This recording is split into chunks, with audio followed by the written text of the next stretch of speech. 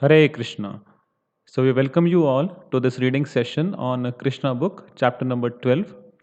And first of all, we would like to congratulate all of you for completing successfully these 10 individual quizzes and 2 combined quizzes.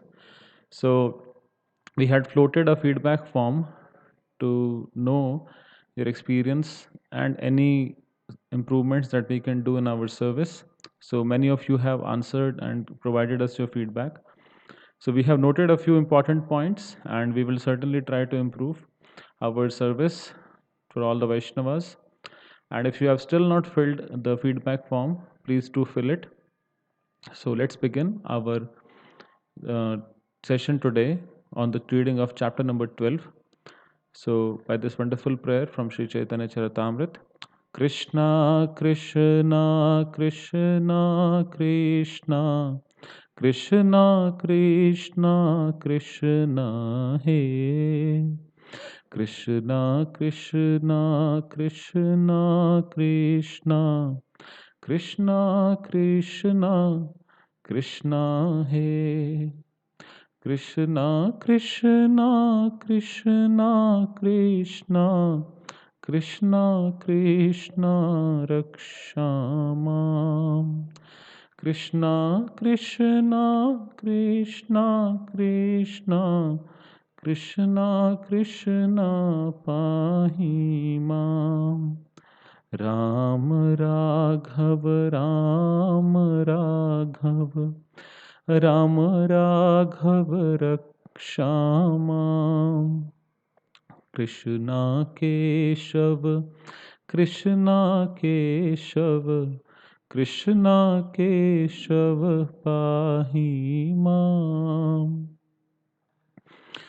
प्रणाम मंत्र of Srila Prabhupada. Namah Om Vishnupadaya Krishna Pristhaya Bhutale Srimate Bhakti Vedanta Swamin Iti Namine Namaste Saraswate Deve Gauravani Pracharine Nirvishesha Shunyavadi Paschatya Desha Tarine Hare Krishna Krishna Krishna Hare Hare Hare Rama, Hare Rama, Rama Rama, Hare Hare.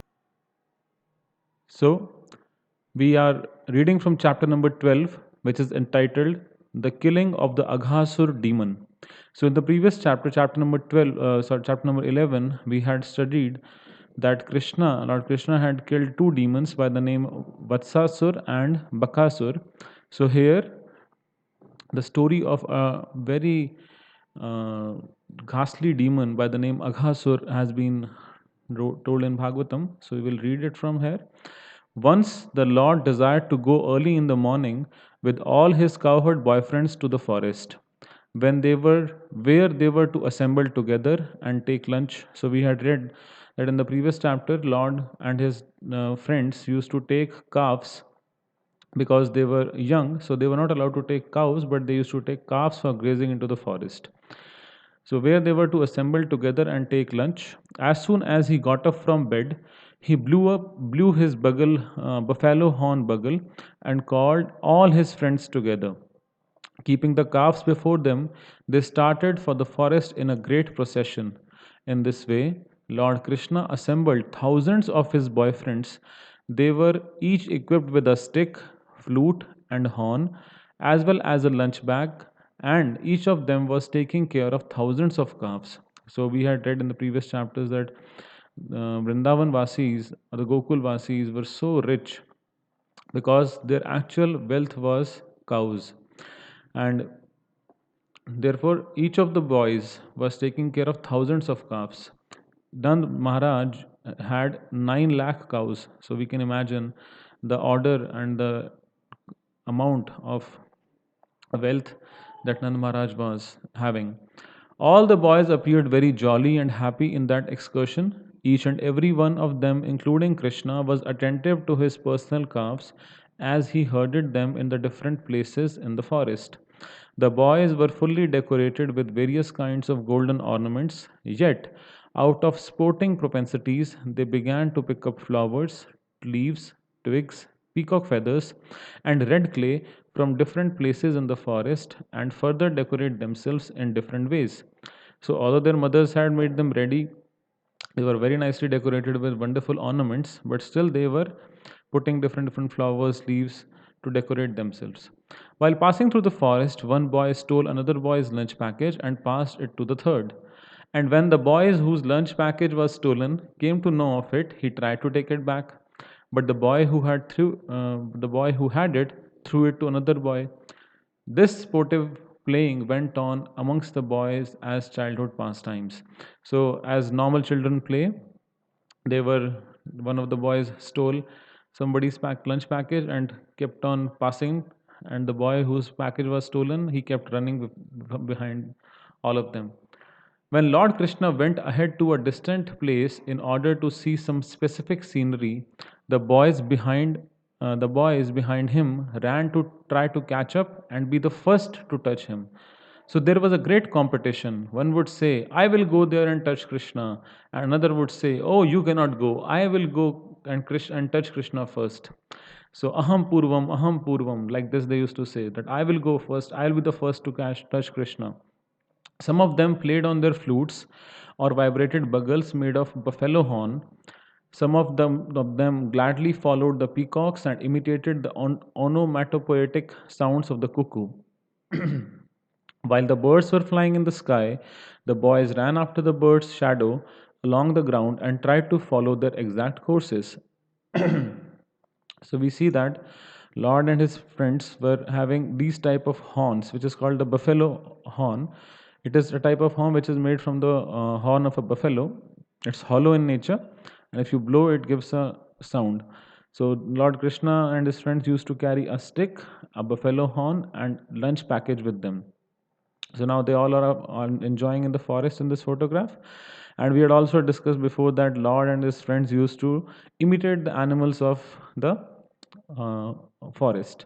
So here it has been described a little more in detail. So while the birds were flying in the sky, the boys ran after the bird's shadow along the ground and tried to follow their exact courses. Some of them went to the monkeys and silently sat down by them, and some of them imitated the dancing of the peacocks. Some of them caught monkeys by the tail and played with them. And when the monkeys jumped into a tree, the boys followed. When a monkey showed its face and teeth, a boy imitated and showed his teeth to the monkey. Some of the boys played with the frogs on the bank of the Yamuna, and when out of fear the frogs jumped into the water, the boys immediately dove in after them. And they would come out of the water when they saw their own shadows and stand up imitating, making caricatures and laughing. They would also go to an empty well and make loud sounds, and when the echo came back, they would call it ill names and laugh. So, these are the wonderful pastimes that Lord Krishna and his cowherd boyfriends used to enjoy in Vrindavan. So, it's like they are having a full picnic party time, grazing the calves. So calves are grazing on their own, and these boys are having a great time. As stated personally by the Supreme Personality of Godhead in the Bhagavad Gita, he is realized proportionately by transcendentalists as Brahma, Paramatma, and Supreme Personality of Godhead. So, God can be understood in three stages. One is the impersonal Brahma, then is the Paramatma or the localized feature in the heart, and the Supreme Personality of Godhead. Here, in confirmation of the same statement, Lord Krishna, who awards the impersonalist the pleasure of the Brahma realization by his bodily effulgence, also gives pleasure to the devotees as the Supreme Personality of Godhead. Those who are under the spell of the external energy, Maya, take him only as a beautiful child. Yet he gave full transcendental pleasure to the cowherd boys who played with him. Only after accumulating heaps of pious activities were those boys promoted to personally associate with the Supreme Personality of Godhead. So these children were not ordinary souls. They had accumulated heaps of pious activities, and then they were being able to associate with the Supreme Lord. Who can estimate the transcendental fortune of the residents of Vrindavan? They were personally seeing the Supreme Personality of Godhead face to face. He, whom many yogis cannot find even after undergoing severe austerities, although he is sitting within their hearts, this is confirmed in the Brahma Samhita. One may search for Krishna, the Supreme Personality of Godhead, through the pages of the Vedas and Upanishads, but it is difficult to find him there. However, one who is fortunate enough to associate with a devotee can see the Supreme Personality of Godhead face to face. So many people are uh, trying to find God in through the pages of the Vedas and Upanishads, but who is who is fortunate enough when one has done or amassed so many accumulated so many pious activities in so many previous lives, the covered so many sukritis they had, then they were able to see the supreme personality of Godhead face to face.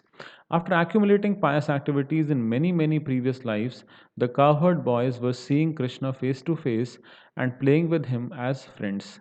They could not understand that Krishna is the Supreme Personality of Godhead, but they were playing as intimate friends with intense love for Him. So, this is what is the nature of a devotee. So, especially in Vrindavan, that they do not consider Krishna to be the Supreme Lord. They just see him as a friend, or his mother Yashoda sees him just like a child. She protects him as if, as we read in the chapter number probably 4 or 5, that sixth chapter, that Mother Yashoda used to protect her child from monkeys, from cows, so that they should not get crushed under their hoofs. So she is thinking that this child is my little child, and she's protecting her child from so many calamities. And they can never accept, even if she sees, or even if the boys see that Krishna is doing something wonderful, they don't see him as the Supreme Lord. They still see him as a friend, and they enjoy his childhood pastimes with his friends. When Lord Krishna was enjoying his childhood pastimes with his boyfriends, one Aghasur demon became very impatient. He was unable to tolerate seeing Krishna play so happily, and therefore he appeared before the boys, intending to kill them all. So Aghasur was a very ghastly demon, and he was not able to digest that why Krishna and his friends are playing so happily, and we'll just come to know that why he was so angry. This Aghasur was so dangerous that even the denizens of heaven were afraid of him. Although the denizens of heaven drank nectar daily to prolong their lives, they were afraid of this Aghasur and were wondering, when will the demon be killed? The denizens used to drink nectar to become immortal, but actually they were not confident of their immortality. On the other hand, the boys who were playing with Krishna had no fear of the demons. They were free from fear. Any material arrangement for protecting oneself from death is always unsure, but if one is in Krishna consciousness, then immortality is confidently assured. So, Srila Prabhupada is making a very wonderful point here that the boys were completely free from fear. They are completely confident of their immortality. Yet, the denizens of heaven, the demigods who were present in the heaven, they were so much afraid of this Aghasur demon, despite the fact that they used to drink nectar every day. So, if somebody is in Krishna consciousness, then immortality is confidently assured that even if this life comes to an end, he will certainly achieve a life of immortality. The demon Aghasur appeared before Krishna and his friends. Aghasur happened to be the younger brother of Putana and Bakasur. And he thought, Krishna has killed my brother and sister, so now I shall kill him along with his friends and calves. So that's the reason he was so angry. He was the younger brother of Putana and Bakasur. So Putana, Bakasur, and Aghasur were three sisters, brother sisters, right? So, and he wanted to take revenge from Krishna, and therefore now what he's thinking that I will kill Krishna and his friends and his calves. Aghasur was instigated by Kamsa, so he had come with determination. Aghasur also thought that when he would offer grains and water in memory of his brother and sister and kill Krishna and all the cowherd boys, then automatically all the inhabitants of Vrindavan would die. Generally, for the householders, the children are the life and breath force. When all the children die, then naturally the parents also die on account of strong affection for them. So he thought that, how will I kill all the inhabitants of Vrindavan? So just kill their children. When the children will be killed, the parents will also die because of the strong affection and out of so much um, aggrievement. So due to that grieving, the parents will also die. So now Aghasur, thus deciding to kill all the inhabitants of Vrindavan, expanded himself by the yogic siddhi called Mahima. The demons are generally expert in achieving almost all kinds of mystic powers. In the yoga system, by the perfection called Mahima Siddhi, one can expand himself as he desires. The demon Aghasur expanded himself up to 8 miles and assumed the shape of a very fat serpent.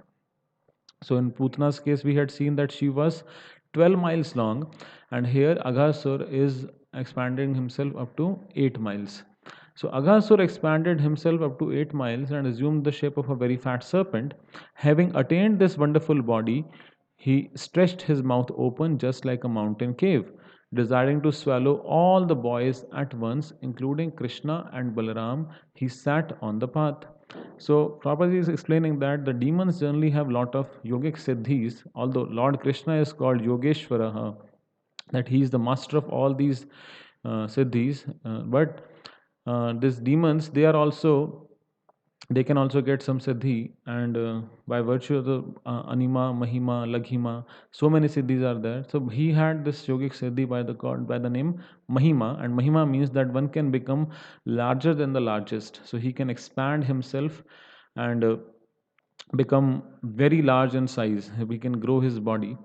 So therefore, Aghasur took the shape of a very fat serpent, and we can see here in this picture that Aghasur just he opened his mouth like a big mountain cave, and all the cowherd children, right, the friends of Lord Krishna, they saw that such a wonderful sight, a very big demon. They could not understand that it's a demon, but they felt that this is something very unnatural. This was not present before.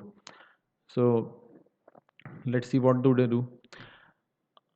So the demon in the shape of a big fat serpent expanded his lips from land to sky. His lower lip was touching the ground and his upper lip was touching the clouds.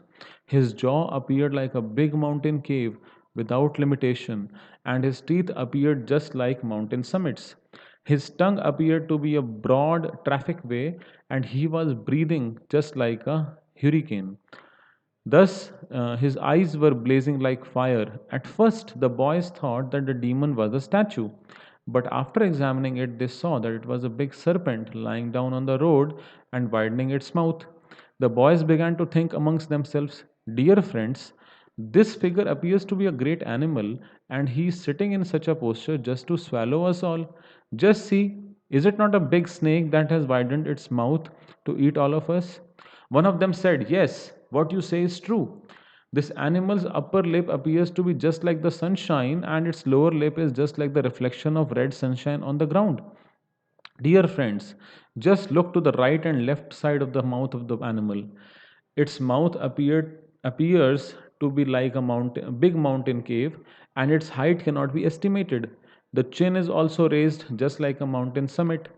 That long highway appears to be its tongue, and inside the mouth it is as dark as in a mountain cave.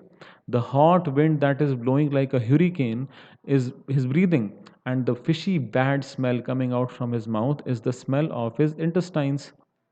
So the children recognize that this is an animal, and it is a huge animal which is having different features, so big like a big mountain cave. But they were consulting amongst themselves that what exactly is it. Then they further consulted amongst themselves. If we all at once, if we all at one time entered into the mouth of this great serpent, how could it possibly swallow all of us? And even if it were to swallow all of us at once, it could not swallow Krishna. Krishna will immediately kill him, as he did Bakasur. So the children are so confident that as Krishna killed Bakasur, he will kill anybody who comes to harm us. Talking in this way, all the boys looked at the beautiful lotus like face of Krishna, and they began to clap and smile. They and so they marched towards marched forward and entered the mouth of the gigantic serpent. So they were thinking like this, and they saw the beautiful face of Lord Krishna, began to clap and smile, and started marching towards the mouth of the great serpent. So, meanwhile, Krishna, who is the super soul within everyone's heart, couldn't understand that the big status quo figure was a demon. The boys did not know this, however, and thus, while Krishna was planning how to stop the destruction of his intimate friends, all the boys, along with their calves, entered the mouth of the serpent. But Krishna did not enter. The demon was awaiting Krishna's entrance, and he was thinking, everyone has entered except Krishna, who has killed my brother and sister. So he was actually wanted to take revenge from Krishna because he was the one who had killed Putana and Bakasur. So everyone entered, but Krishna did not enter, and this demon was waiting. Krishna is the assurance of safety to everyone. But when he saw that his friends were already out of his hands and were lying within the belly of a great serpent, he became momentarily aggrieved. He was also struck with wonder at how the external energy works so wonderfully. He then began to consider how he could kill the demon and at the same time save the boys and calves. Although there were no factual concern on Krishna's part, he was thinking like that. Finally, after some deliberation, he also entered the mouth of the demon. When Krishna entered, all the demigods who had gathered to see the fun and who were hiding within the clouds expressed their feelings with the words, Alas, alas. At the same time, all the friends of Aghasur, especially Kamsa, who were accustomed to eating flesh and blood, expressed their jubilation, understanding that Krishna had also entered the mouth of the demon. So, all the denizens of heaven who were seeing, and they were hidden in the clouds because they were afraid of Aghasur. So, when Krishna entered into the mouth of the demon, what happened? They all were grieving and they said, Alas, alas. But Kamsa and his friends, who were accustomed to eating flesh and blood, they were very happy. While the demon was trying to smash Krishna and his companions, Krishna heard the demigods crying, Alas, alas, and he immediately began to expand himself within the throat of the demon. So the demon had swallowed Krishna, and when he saw that the demigods are crying, Alas, alas, what did he say? He started to expand himself. So Lord is Yogeshwara, he can expand himself, he can become the smallest than the smallest. Although he had a gigantic body, the demon choked by the expanding of Krishna. His big eyes moved violently and he quickly suffocated. His life air could not come out from any source, and ultimately it burst out of a hole in the upper part of his skull. Thus, his life air passed off. After the demon was dead, Krishna, with his transcendental glance alone, brought all the boys and calves back to consciousness and came with them out of the mouth of the demon. So, Lord Krishna expanded himself, and the demon died. How? When its life air came out of the upper part of his skull. So now Krishna now glanced on his friends and calves, and they came back to consciousness, and then they are they came out of the mouth of the demon. While Krishna was within the mouth of the Aghasur, the demon's spirit soul came out like a dazzling light, illuminating all directions, and waited in the sky. As soon as Krishna came out of the mouth of the demon with his calves and friends, that glittering effulgent light immediately merged into the body of Krishna within the vision of all the demigods. The demigods became overwhelmed with joy and showered flowers on the Supreme Personality of Godhead, Krishna, and thus they worshipped him. The denizens of heaven danced in jubilation, and the denizens in Gandharv offered various kinds of prayers. Drummers beat drums in jubilation. The Brahmanas recited Vedic hymns, and all the devotees of the Lord chanted the words Jai Jai, all glories to the Supreme Personality of Godhead. When Lord Brahma heard those auspicious vibrations which sounded throughout the higher planetary system, he immediately came down to see what had happened. So when Aghasur died and all Krishna and his friends came out, so everybody was very happy, and especially in the Gandharva Loka, they were playing, because they're expert in singing, so they were offering various kinds of prayers and beating drums in jubilation. And at that time, Brahmaji, he noticed that what is this happening? Why are these auspicious vibrations happening? And he immediately came down to see from his lok, which is called the Satya lok or the Brahma lok. He came down to see. He saw that the demon was killed, and he was struck with wonder at the uncommon, glorious pastimes of the Supreme, of the Personality of Godhead. The gigantic mouth of the demon uh, remained in an open position for many days and gradually dried up. It remained a spot of pleasure pastimes for all the cowherd boys. The killing of Aghasur took place when Krishna and all his boyfriends were under 5 years old. So now Lord Krishna's age is less than 5 years. Children under 5 years old are called Kaumar. From 5 years up to the 10th year, they are called Pauganda, and from 10th year up to the 15th year, they are called Kishore. After the 15th year, boys are called youths. For 1 year, there was no discussion of the incident of the Aghasur demon in the village of Vraja. But when the boys attained their 6th year, they informed their parents of the incident with great wonder. For Sri Krishna, the Supreme Personality of Godhead, who is far greater than such demigods as Lord Brahma, it is not at all difficult to award one the opportunity of merging with his eternal body. This he awarded to Aghasur. Aghasur was certainly the most sinful living entity, and it is not possible for the sinful to merge into the existence of the absolute truth. But in this particular case, because Krishna entered into Aghasur's body, the demon became fully cleansed off of all sinful reactions. Persons constantly thinking of the eternal form of the Lord in the shape of the deity or in the shape of a mental form are awarded the transcendental benediction of entering into the kingdom of God and associating with the Supreme Personality of Godhead.